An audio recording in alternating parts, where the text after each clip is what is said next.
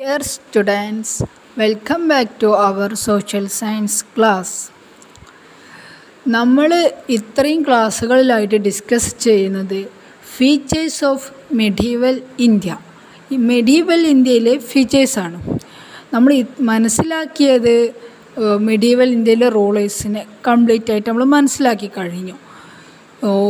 കഴിഞ്ഞ ക്ലാസ്സിൽ നമ്മൾ മെഡീവൽ ഇന്ത്യയിലെ വില്ലേജേഴ്സിൻ്റെ പ്രധാന ഓക്യുപ്പേഷന് അഥവാ ജോലി എന്താണെന്ന് നമ്മൾ മനസ്സിലാക്കി, വില്ലേജിലെയും ടൗണിലെയും. അതുപോലെ അന്ന് ഇന്ത്യയിലുണ്ടായിരുന്ന വേവിങ് എന്ന് പറഞ്ഞാൽ നെയ്ത്ത്, കൂടാതെ അഗ്രികൾച്ചർ, ഇതൊക്കെ നമ്മൾ അതുപോലെ ടെക്സ്റ്റൈൽ ഇൻഡസ്ട്രി, ഡ്രസ്സ് വ്യവസായം, തുണി വ്യവസായം, ഇതൊക്കെ നമ്മൾ മനസ്സിലാക്കി കഴിഞ്ഞു. ഇനി നമ്മൾ പുതിയതായിട്ട് പഠിക്കാൻ പോകുന്നത് അതേ കാലഘട്ടത്തിൽ തന്നെ ഉണ്ടായിരുന്ന നഗരങ്ങളും കച്ചവടങ്ങളൊക്കെയാണ്. അതായത് സിറ്റീസ്, അവിടെ ഉണ്ടായിരുന്ന കച്ചവടങ്ങളൊക്കെ, ടൗൺസ് ആൻഡ് ട്രേഡ്, അതാണ് നമ്മളിന്ന് മനസ്സിലാക്കാൻ പോകുന്നത്. നമ്മളിപ്പോൾ ഓരോ ഭാഗങ്ങളും പഠിക്കുമ്പോൾ നമ്മൾ എന്ത് നോക്കിയിട്ടാണ് നമ്മൾക്ക് ആ വിവരങ്ങൾ കിട്ടണത്, അല്ലെങ്കിൽ എന്തിൽ നിന്നാണ് നമ്മൾ കളക്ട് ചെയ്യുന്നത്? ട്രാവൽ ലോഗുകൾ കണ്ടിട്ടാണ്. ഓരോ ട്രാവൽ ലോഗിൻ്റെ ചെറിയ ചെറിയ പോർഷൻ നിങ്ങൾ കണ്ടില്ലേ? ഫസ്റ്റ് നമ്മൾ ഇന്ത്യനെ കുറിച്ചിട്ട് പറഞ്ഞത് ബാബറിൻ്റെ ഒരു ട്രാവൽ ലോഗിൽ, പിന്നെ അഗ്രികൾച്ചറിനെ കുറിച്ച് പറഞ്ഞത് അൽബിറൂനിൻ്റെ ഒരു ട്രാവൽ ലോഗിലാണ്. ഇനി ടൗണിനെ കുറിച്ച് നമ്മൾ പഠിക്കുന്നത് നിക്കോളോ കോണ്ടി എന്ന് പറയുന്ന ഒരു ട്രാവലറിൻ്റെ ട്രാവൽ ലോഗ് നോക്കിയിട്ടാണ് നമ്മൾ മനസ്സിലാക്കുന്നത്. The great town Vijayanagara is situated near steep mountains range. അപ്പോൾ ഏതിനെ കുറിച്ചിട്ടാണ് പറയുന്നത്? വിജയനഗര നമ്മൾ പഠിച്ചു, വിജയനഗര കിങ്ഡത്തിനെ കുറിച്ചിട്ട്. അത് സിറ്റുവേറ്റ് ചെയ്യുന്നത് സ്റ്റീപ്പ് മൗണ്ടെയിൻ റേഞ്ചിൻ്റെ അടുത്താണ്. ഒരു മൗണ്ടെയിൻ്റെ പേരാണ്. ദർ ആർ അട്രാക്റ്റീവ് ഗാർഡൻസ്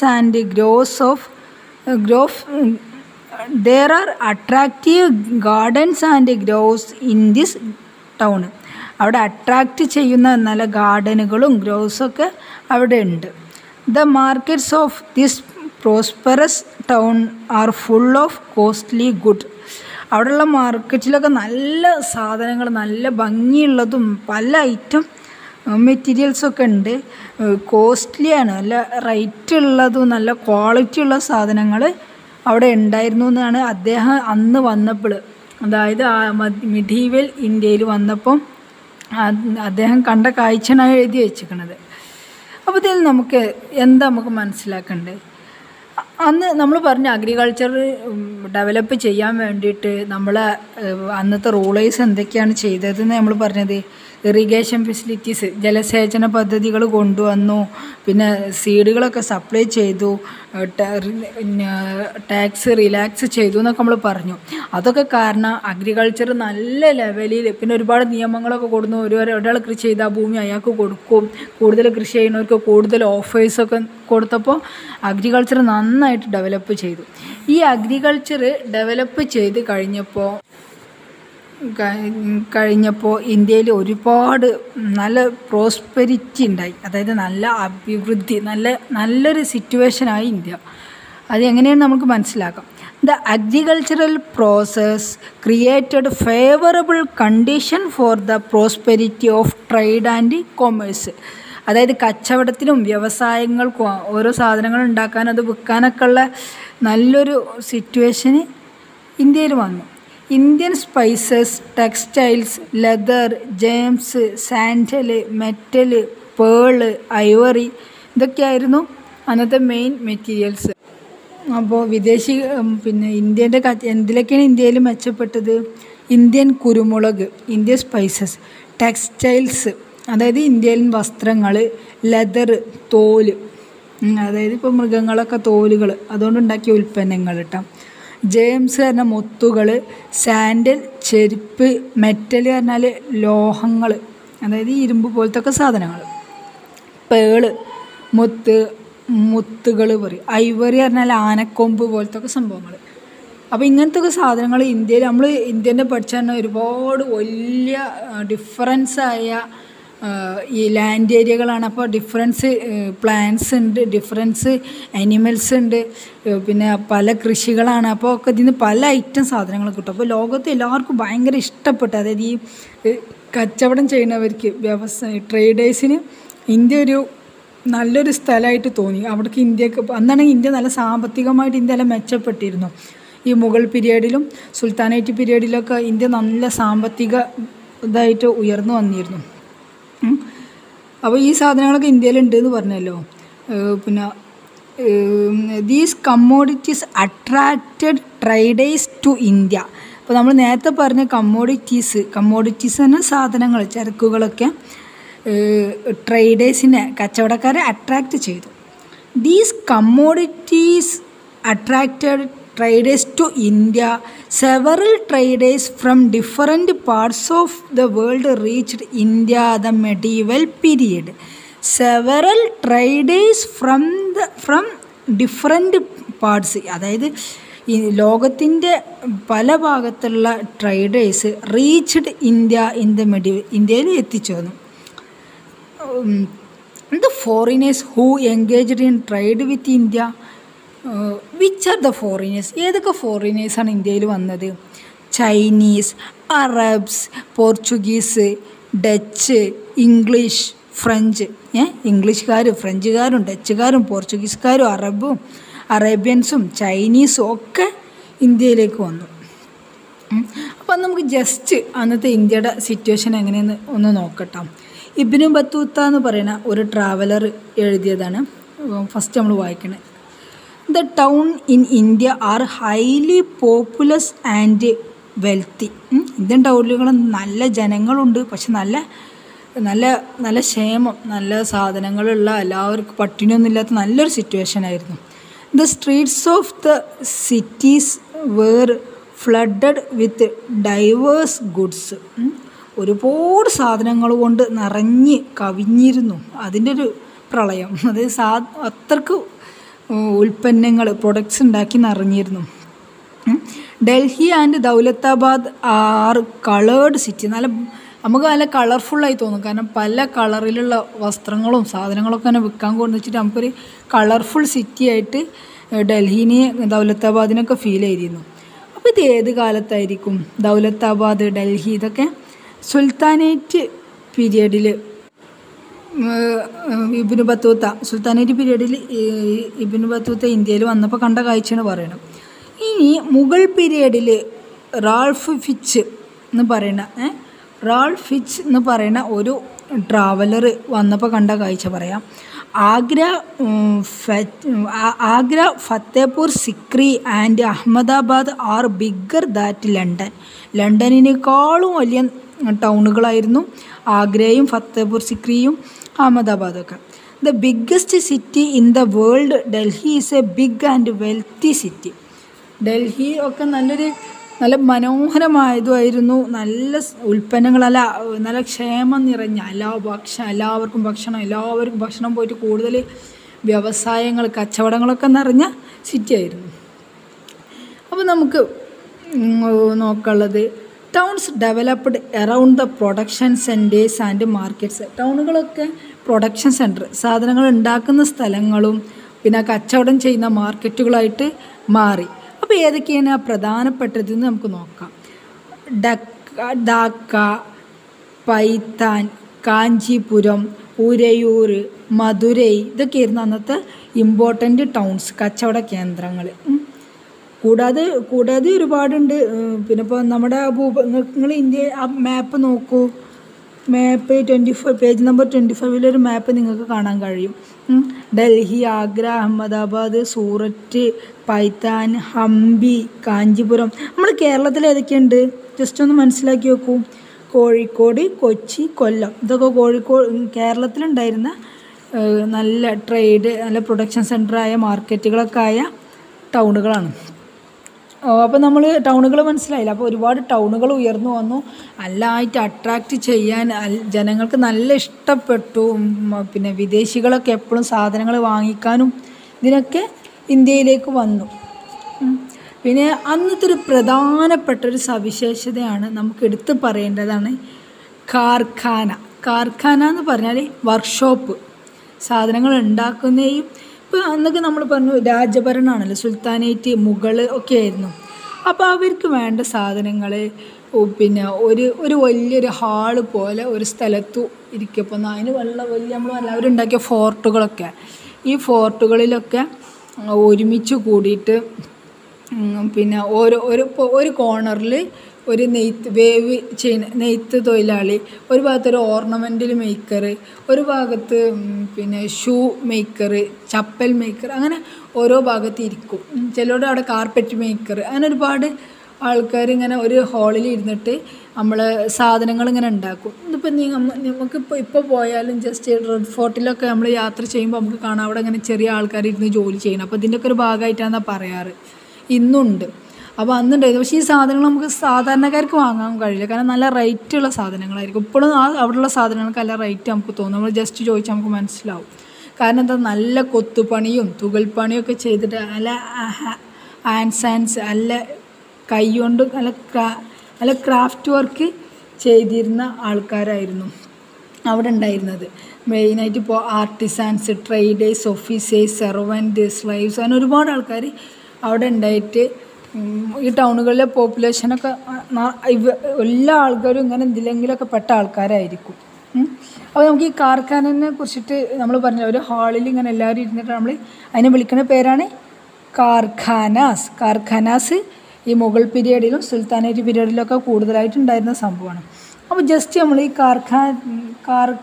കാർഖാനാസിനെ കുറിച്ചിട്ട് ബെർണിയർ എന്ന് പറയുന്ന ആളെ ട്രാവൽ ലോഗ് ജസ്റ്റ് ഒന്ന് നോക്കുക. Big rooms where karkhanas function are found in many place. ഒരു ബിഗ് റൂമിൽ ചെറിയ പല സ്ഥലങ്ങളിലായിട്ട് അവരവർ ഓരോ ജോലിയിൽ മുഴുകിയിട്ടുണ്ടാവും. Embroiderers working under supervisor are found in one room. Embroiderers ഉണ്ട്, അവർ ഇങ്ങനെ ഗോൾഡ് സ്മിത്ത് ഈസ് അനദർ. അതുപോലെ dyers and cobblers work in different room.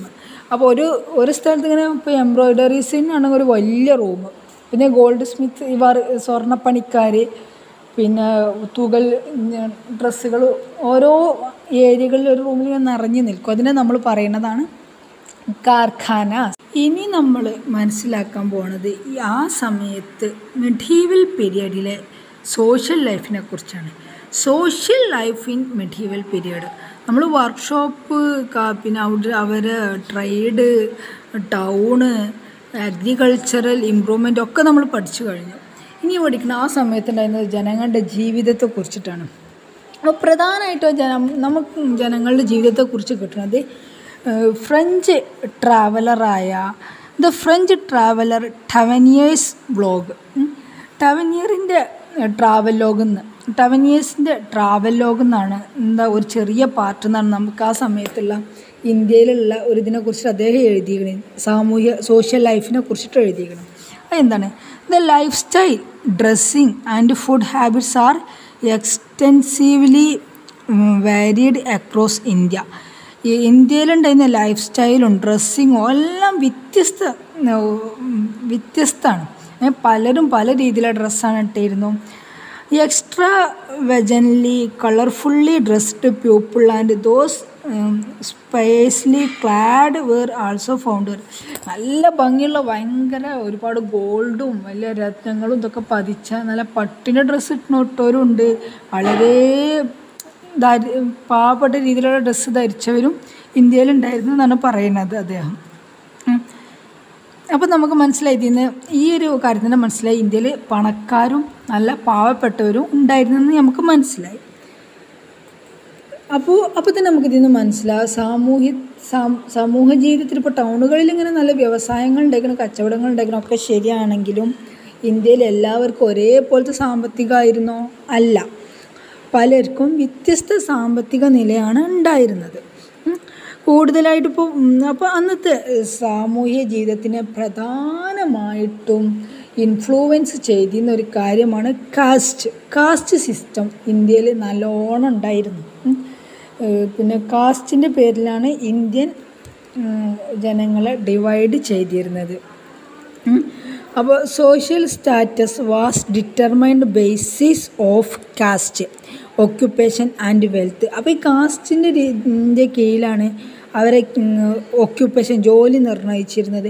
അപ്പോൾ ചില കാസ്റ്റിൽ പെട്ടവർക്ക് ആ ജോലിയേ ചെയ്യാൻ പാടുള്ളൂ. ചില ഇപ്പോൾ താഴ്ന്ന കാസ്റ്റിൽ പെട്ടവരാണെങ്കിൽ കൃഷിപ്പണി ചെയ്യണം. അത് ഈ കൃഷിപ്പണിയിൽ നിന്ന് കിട്ടുന്ന ഉൽപ്പന്നങ്ങളൊക്കെ അവിടുത്തെ ഉയർന്ന കാസ്റ്റിൽപ്പെട്ട ആൾക്കാർ വാങ്ങിക്കും. അവർ ജന്മിമാരെന്നും ഈ പാവപ്പെട്ട കാസ്റ്റിലെ ആൾക്കാരെ കുടിയാന്മാരെന്നൊക്കെയാണ് വിളിച്ചിരുന്നത്. കാരണം അവർ അപ്പോൾ ഈ ജന്മിമാരെന്താ വെച്ചാൽ നല്ല കൃഷി ചെയ്തിട്ട് ഒരുപാട് ഭൂമിയൊക്കെ സ്വന്തമായിട്ട് സമ്പാദിച്ചു കൂട്ടി. അങ്ങനെ അവർ വലിയ പണക്കാരായി. അപ്പോൾ ഒന്നുമില്ലാത്ത ആൾക്കാർ അവരവിടെ താഴ്ന്ന ജാതിപ്പെട്ടവരെ അവിടെ ജോലിക്ക് നിർത്തി. അങ്ങനത്തെ ഒരു സിസ്റ്റം ഇന്ത്യയിലുണ്ടായിരുന്നു. Kings, lords, priests, officers enjoyed higher social status. ഇവർക്കൊക്കെ നല്ല ഉയർന്ന സാമൂഹിക സ്റ്റാറ്റസാണ് ഉണ്ടായിരുന്നത്. Those who engaged in agriculture and handicraft belong to lower social strata. സമൂഹത്തിൽ താഴെ തട്ടിലുണ്ടായിരുന്ന പാവപ്പെട്ടവർ കൃഷിയും കൈത്തൊഴിലൊക്കെ ആയിട്ട് ജീവിച്ചു. അവർക്ക് കിട്ടുന്ന വരുമാന പ്രൊഡക്റ്റൊക്കെ ഈ ഹൈ കാസ്റ്റിലുള്ളവർ കീഴടക്കും. അങ്ങനത്തെ ഒക്കെ ഒരു സിസ്റ്റമായിരുന്നു. അതായത് ഇക്വാലിറ്റി തീരെ ഉണ്ടായിട്ടില്ല. സോഷ്യോ ആൻഡ് എക്കണോമിക്കലി ഇനീക്വാളിറ്റീസ് നന്നായിട്ട് ഇന്ത്യയിലുണ്ടായിരുന്നു. Each caste had its own customs and rituals. ഓരോ കാസ്റ്റിനും അവരുടേതായ ആചാരങ്ങളും ചടങ്ങുകളൊക്കെ ഉണ്ടായിരുന്നു. ഏറ്റവും ഒരു നല്ലതല്ലാത്ത മോശമായ ചടങ്ങായിരുന്നു evil customs like the sati and child marriage period. അവിടെ ഏറ്റവും മോശമായിട്ടുണ്ടായിരുന്ന ഒരു കസ്റ്റമായിരുന്നു സതി. എന്ത് സതി നിങ്ങൾ കേട്ടിട്ടുണ്ടോ? സതി എന്ന് പറഞ്ഞാൽ ഇപ്പോൾ അന്നത്തെ ആളുകളുടെ കല്യാണം കഴിഞ്ഞാൽ ഭർത്താവ് മരണപ്പെടും. ഈ ഭർത്താവ് മരിച്ചു കഴിഞ്ഞിട്ട് ഭർത്താവിൻ്റെ ഹിന്ദുസിലാണ് കൂടുതൽ കാസ്റ്റ് സിസ്റ്റം ഉണ്ടായിരുന്നതെന്ന് നമ്മൾ പറഞ്ഞു. അപ്പോൾ ഭർത്താവ് മരിച്ചു കഴിഞ്ഞാൽ ഭർത്താവിനെ ശവമടക്കാൻ കൊണ്ടുപോയിട്ട് അവരുടെ ഇടയിൽ ബേൺ ചെയ്യാൻ കത്തിക്കണ ഒരു സിസ്റ്റമായിരുന്നു ഉണ്ടായിരുന്നത്. അങ്ങനെ അത് ഇപ്പോൾ ഈ ക്രോപ്സൊക്കെ ക്രമാറ്റ് ചെയ്യാൻ ദഹിപ്പിക്കാൻ വേണ്ടിയിട്ട് കൊണ്ടുപോണ സമയത്ത് തീയൊക്കെ കൂട്ടി ഈ ശവശരീരം അതിൽ വെക്കും. അങ്ങനെ കത്തിക്കണ സമയത്ത് ഈ ഭാര്യനെ ആ തീയിൽ കൊണ്ടുപോയിടണം. അങ്ങനത്തെ ഒരു സിസ്റ്റം. അതിനെയാണ് സതി എന്ന് വിളിച്ചിരുന്നത്. അപ്പോൾ എന്താണ് ഭർത്താവിന് വേണ്ടിയിട്ട് ചിത എന്നാണ് നമ്മൾ ഈ തീ കൂട്ടുന്നതിന് പറയുക. ഈ ചിതയിൽ ഭാര്യനെയും കൊണ്ടുപോയിട്ട് എല്ലാവരും കൂടി കൊണ്ടുപോയി നിർബന്ധിച്ച് അതിലിടും. അല്ലെങ്കിൽ ഭാര്യ സ്വമേധയാ അതിലേക്ക് ചാടി ആത്മഹത്യ ചെയ്യും. എന്നിട്ട് ഭാര്യയും ഭർത്താവും ആ തീയിൽ വെന്ത് മരിക്കണം. അത്രയും ക്രൂരമായൊരു നിയമം അന്നുണ്ടായിരുന്നു. അത് മുഗൾ ചക്രവർത്തിമാരുടെ കാലത്ത് ആയിട്ട് ഇങ്ങനെ പ്രശ്നങ്ങൾ വന്നു. അതായത് മുഗൾ എംപയർ നിർത്തണം എന്ന് വന്നു. പക്ഷെ അത് നിർത്തിയത് ബ്രിട്ടീഷുകാർ ഇന്ത്യ കീഴടക്കിയതിന് ശേഷമാണ്. അവർ നിയമം മൂലമാണ് സതി നിർത്തലാക്കിയത്. ഇനി സതി ചെയ്യാൻ പാടില്ല പറഞ്ഞിട്ട്. അത് ബ്രിട്ടീഷുകാർ മുഗൾ ചക്രവർത്തിമാർ ഇങ്ങനെ താല്പര്യമില്ലെങ്കിൽ ചെയ്യരുത് എന്നൊക്കെ പറഞ്ഞിട്ടുള്ളായിരുന്നു. പക്ഷേ ഇവർ കൃത്യമായിട്ട് നിരോധിച്ചു. അതുകൊണ്ടാണ് ആ ചടങ്ങ് അങ്ങനെ നിന്ന് പോയത്. അത്രയും ക്രൂരമായൊരു ചടങ്ങുണ്ടായിരുന്നു. അതുപോലെ വളരെ ചെറുപ്പത്തിൽ 5 വയസ്സിൽ 6 വയസ്സിലൊക്കെ കുട്ടികളെ കല്യാണം കഴിപ്പിക്കും. അങ്ങനെ അത്രയും ചെറുപ്പത്തിൽ കല്യാണം കഴിപ്പിക്കുന്ന സിസ്റ്റം, അതായത് ചൈൽഡ് മാരേജും ഉണ്ടായിരുന്നു. ഇതൊക്കെ അന്നത്തെ സാമൂഹിക അവസ്ഥയായിരുന്നു. അപ്പോൾ പിന്നെ പക്ഷേ ഇങ്ങനെയൊക്കെയാണെങ്കിലും അന്ന് ഇന്ത്യയിൽ എഡ്യൂക്കേഷണൽ സെറ്റപ്പുകൾ നന്നായിട്ടുണ്ടായിരുന്നു. അതിനെക്കുറിച്ചിട്ട് ഇപ്പോൾ ഇന്ത്യയിൽ നല്ല വിദ്യാഭ്യാസപരമായിട്ട് ദ അബോർഡ് ഓഫ് നോളജ്, ഇന്ത്യയുടെ വിദ്യാഭ്യാസത്തെക്കുറിച്ചിട്ട് അമീർ ഖുസ്ര എന്ന് പറയുന്ന ഒരു ഇതേപോലെ ട്രാവലർ എഴുതിയ ഒരു ട്രാവൽ ലോഗാണ് നമ്മൾ ഇനി വായിക്കാൻ പോണത്. India's can speak any language. ഇന്ത്യയിൽ ഒരുപാട് ലാംഗ്വേജ് നമുക്ക് സംസാരിക്കാം. അത് ഇന്ന ലാംഗ്വേജാണെന്നൊന്നുമില്ല, നമുക്ക് തന്നെ അറിയാമല്ലോ. അപ്പോൾ ഇന്ത്യയിൽ ഇപ്പോൾ തന്നെ ഒഫീഷ്യലായിട്ട് 22 ലാംഗ്വേജസ് ഉണ്ട്. But it is difficult for other master our language. പക്ഷെ നമുക്ക് മനസ്സിലാക്കാൻ കഴിയില്ല, പലർക്കും പല ലാംഗ്വേജാണ്. Indians do not go abroad in search of knowledge. India ഒരിക്കലും വിദേശത്തേക്ക് ഇങ്ങനെ പഠനത്തിനായിട്ട് അന്നത്തെ കാലത്ത് പോയിരുന്നില്ല. It is the people from other countries who came to India.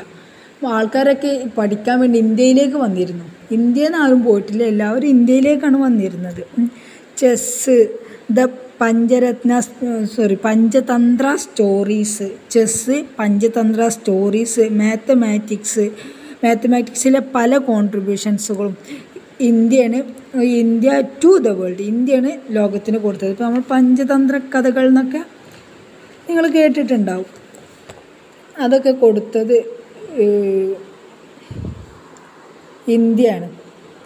പിന്നെ മാത്സിലിപ്പോൾ 0 കണ്ടുപിടിച്ചത് ഇന്ത്യൻസാണ്. പിന്നെ ചെസ്സ് അറിയില്ല, ചെസ് കളി ഇന്ത്യയാണ്. അപ്പോൾ ഇതൊക്കെ ഇന്ത്യയുടെ ഒരു കോൺട്രിബ്യൂഷനാണ് ലോകത്തിന്. പിന്നെ നമ്മൾ പറഞ്ഞ് വിദ്യാഭ്യാസത്തിന് എല്ലാവരും ഇങ്ങോട്ട് വരായിരുന്നു. അന്നത്തെ ഫേമസ് ആയ യൂണിവേഴ്സിറ്റി ആയിരുന്നു നളന്ദ യൂണിവേഴ്സിറ്റി. നളന്ദ യൂണിവേഴ്സിറ്റി പിന്നെ അന്നത്തെ ഒരു ഫേമസ്, എല്ലാവരും അറിവിന് വേണ്ടി, നോളജിന് വേണ്ടിയിട്ട് വന്നിരുന്ന സ്ഥലമാണ്. അപ്പോൾ several educational centres existed in medieval India as well. ഈ നളന്ദ പോലെ ഒരുപാട് എഡ്യൂക്കേഷൻ സെൻറ്ററുകൾ ഇന്ത്യയിലുണ്ടായിരുന്നു. Students from different parts of the world flocked this centres in search of knowledge. ലോകത്തിൻ്റെ പല ഭാഗത്തു നിന്നുള്ള ആൾക്കാരായിരുന്നു students. The educational centres in Banaras, ഇപ്പോഴുണ്ട്, ബനാറസ് യൂണിവേഴ്സിറ്റി ഇപ്പോഴുണ്ട്. Agra, Lahore, Kanchi, Madurai and Delhi were remarkable among. ഇതൊക്കെ പ്രധാനപ്പെട്ട യൂണിവേഴ്സിറ്റികളും സ്കൂളുകളൊക്കെ ആയിരുന്നു അന്നത്തെ. Astronomy and mathematics advanced during the period. ഈ സമയത്ത് ആസ്ട്രോണമിയും പിന്നെ മാത്തമാറ്റിക്സൊക്കെ നന്നായിട്ട് മാറ്റം വന്നിരുന്നു. Lilavati by Bhaskaracharya was a famous work in. അന്നത്തെ ഫേമസ് മാത്തമാറ്റീഷ്യൻസ് ഭാസ്കരാചാര്യ, ലീലാവതി ഒക്കെ ആയിരുന്നു. ഇതൊക്കെ മെഡീവൽ പീരീഡിലെ കാര്യങ്ങളാണ് നമ്മൾ മനസ്സിലാക്കുന്നത്, എല്ലാവരും മനസ്സിലാക്കണം. Observatories were established in Jaipur, Delhi, Ujjain and Banaras. Several texts were translated into Persian. Persian ലാംഗ്വേജിൽ നിന്ന് ഒരുപാട് എഴുത്തുകൾ കൊണ്ട് ഇന്ത്യയിലേക്ക് മാറ്റി എഴുതിയിട്ടുണ്ട്. അതായത് ഇന്ത്യൻ ഭാഷകളിലേക്ക് പേർഷ്യൻ എഴുത്തുകൾ മാറ്റിയിട്ടുണ്ട്. പിന്നെ ഒരുപാട് ഒബ്സർവേറ്ററീസ് അന്ന് ഇന്ത്യയിൽ എസ്റ്റാബ്ലിഷ്, ജയ്പൂർ, ഡൽഹി, ഉജ്ജയിൻ, ബനാറസ്, അങ്ങനെയൊക്കെ ഒരുപാട് ഒബ്സർവേറ്ററീസ് ഇന്ത്യയിൽ ഉണ്ടായിരുന്നു. അപ്പോൾ അന്നത്തെ ഇപ്പോൾ ഏതാണ്ട് മെഡീവൽ പീരീഡിൽ ഇന്ത്യനെ കുറിച്ചിട്ട് നമുക്ക് എല്ലാവർക്കും ഒരു അറിവ് കിട്ടിയില്ലേ. അപ്പോൾ അവിടുത്തെ മെയിനായിട്ട് വില്ലേജേഴ്സിൻ്റെ അഗ്രികൾച്ചർ ആയിരുന്നു. പിന്നെ ടൗണിൽ നെയ്ത്തും പിന്നെ ഹാൻഡിക്രാഫ്റ്റ്സും ഒക്കെ ആയിരുന്നു മെയിനായിട്ടുണ്ടായിരുന്ന ജോലി. പിന്നെ കൂടാതെ ഇന്ത്യയിൽ അപ്പം നന്നായിട്ട് അഗ്രികൾച്ചറൽ ഇമ്പ്രൂവ്മെൻറ്റ് സംഭവിച്ചിട്ട് ഒരുപാട് പ്രോഡക്ട്സ് ഉണ്ടായിരുന്നു. ഈ പ്രോഡക്ട്സ് കാരണം ഒരുപാട് ആൾക്കാർ, the commodities attracted traders to India. ഇന്ത്യയിലേക്ക് ഒരുപാട് ആൾക്കാരെ അട്രാക്റ്റ് ചെയ്തു. അങ്ങനെ ഇന്ത്യയിൽ ഒരുപാട് ടൗണുകളും മറ്റു കാര്യങ്ങളും വളർന്നു വന്നു. പിന്നെ ഇന്ത്യയിൽ കാർഖാനാസ് എന്ന് പറഞ്ഞിട്ട് വർക്ക്ഷോപ്പുകളൊക്കെ അന്ന് ഉണ്ടായിരുന്നു. Social life and economic inequalities existed among the people back then. പീപ്പിളിൻ്റെ ഇടയിൽ നന്നായിട്ട് സാമൂഹിക ജീവിതത്തിൽ എക്കണോമിക്കൽ ഇനീക്വാളിറ്റീസ് ഉണ്ടായിരുന്നു.